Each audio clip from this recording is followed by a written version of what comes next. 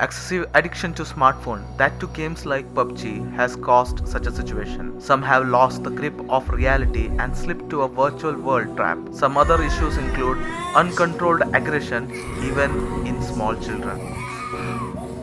And in extreme cases, some have lost their lives. And at this point rises an important question: should smartphones be banned in school? The use of smartphones among students is rising due to digital revolution, especially post COVID-19. Recently, the United Nations Educational, Scientific and Cultural Organization UNESCO has called for prohibiting smartphones in schools. A recent advisory issued by Delhi government has highlighted the need for all stakeholders connected with the school education to arrive at a consensus on the minimum use of mobile phones in school environment. These developments have started a discussion on whether a complete smartphone ban in school is necessary. Now let's look into which of the countries have rules restricting mobile use in the schools. UNESCO says that 1 in 4 countries now has a ban or some sort of restriction on smartphone use in school. The Netherlands will ban mobile phones from classroom in 2024. Finland, on the other hand, announced a similar measure in June 2023. Schools in United States, Ohio, Colorado, Maryland, Connecticut, Pennsylvania, Virginia and California banned the device in class in 2023. Several schools in US have had a cell phone ban since 2020.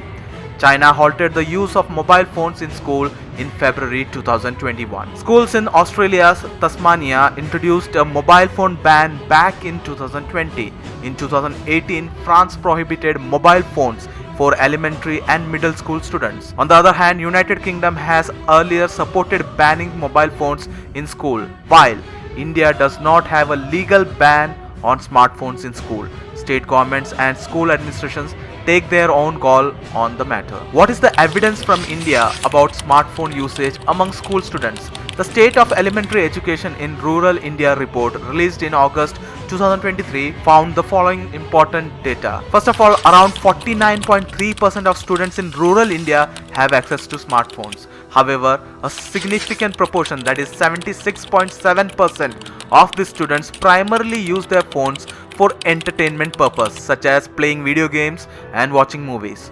Only 34% of smartphone accessible students use their device for study related downloads, while 18% access online learning through tutorials.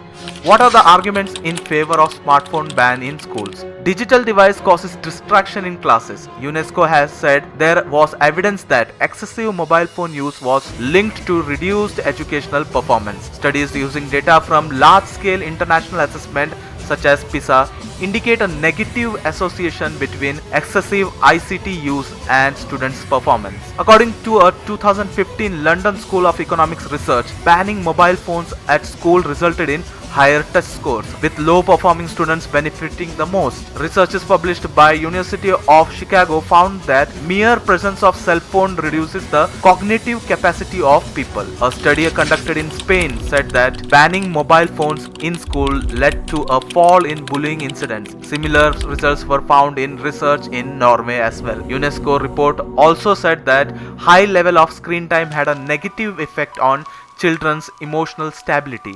Psychologists also advocate that mobile phones are addictive in nature and can hinder concentration and social skills and cause increased anxiety and mental illness. The Annual Status of Education report (ASER) has repeatedly highlighted the poor learning outcomes in Indian school. In this context, use of smartphone in classroom will further worsen the situation. Introducing mobile phones in schools may exacerbate existing social disparities. Not all students have equal access to smartphones or reliable internet connection outside of school.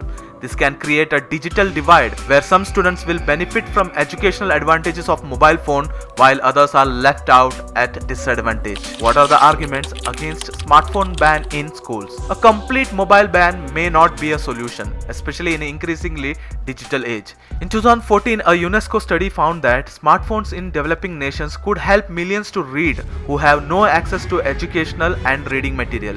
According to the report on mobile readers in developing countries, about 62% of respondents said they were reading more using their mobile phones.